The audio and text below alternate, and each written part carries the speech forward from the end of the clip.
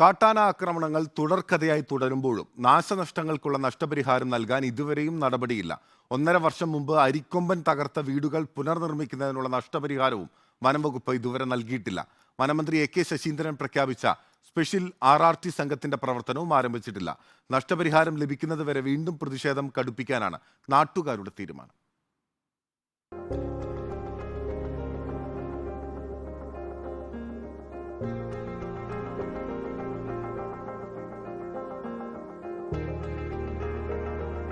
ரொம்ப வேதனையோடு நாங்கள் இருக்கேன். இங்கே ஆணை அடித்து குரங்கடிச்சு அம்பட்டுங்க நாசக்கட்டு பண்ணி விட்டுருச்சு. எங்களுக்கு இது வரைக்கும் எந்த സഹായവും கிடைக்கல സാറേ.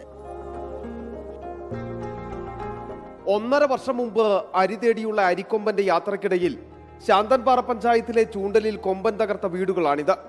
വനംവകുപ്പ് വാച്ചർ ശക്തിവേൽ കാട്ടാനയാക്രമണത്തിൽ മരണപ്പെട്ടതിനു ശേഷം ഈ വീടുകളും പുനർനിർമ്മിക്കുന്നതിന് അടിയന്തര നടപടി സ്വീകരിക്കുമെന്ന് വനംവകുപ്പ് ഉറപ്പ് നൽകിയിരുന്നു.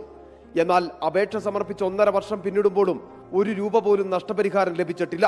ഇതുമാത്രമല്ല, പ്രതിരോധ മാർഗങ്ങളും സ്വീകരിക്കാത്തതിനാൽ തകർന്ന വീടുകളിൽ കിടന്നുറങ്ങുവാൻ കഴിയാത്ത നാട്ടുകാർ വാടക വീടുകളെടുത്ത് ഇവിടെ നിന്നും മാറി താമസിച്ചു. അന്നേക്ക് പെൻഷൻ കെട്ടിത്തരാന്ന് പറഞ്ഞ് റൂമൊക്കെ കെട്ടിത്തരാന്ന് പറഞ്ഞിട്ട് പോയിട്ട് ഇതുവരെ ഒന്നും കിട്ടിയില്ല.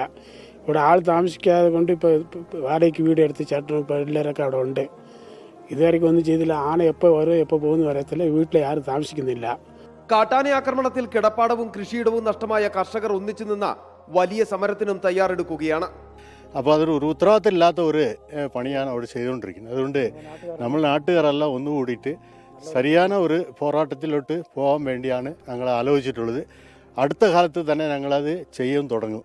വലിയ പ്രതിഷേധത്തെ തുടർന്ന് വനമന്ത്രി നേരിട്ട് പ്രഖ്യാപിച്ചതാണ് ചിന്നക്കനാൽ ശാന്തൻപാറ പഞ്ചായത്തുകൾക്കായി സ്പെഷ്യൽ RRT സംഘത്തെ. ആ സംഘവും ഇതുവരെ എത്തിയിട്ടില്ല. 10ഓളം ആനകൾ കഴിഞ്ഞ 1 മാസമായി ചൂണ്ടൽ, പന്നിയാർ, BL റാവ് പ്രദേശത്തെ കൃഷിയിടത്തിൽ തമ്പടിച്ചിരിക്കുകയാണ്.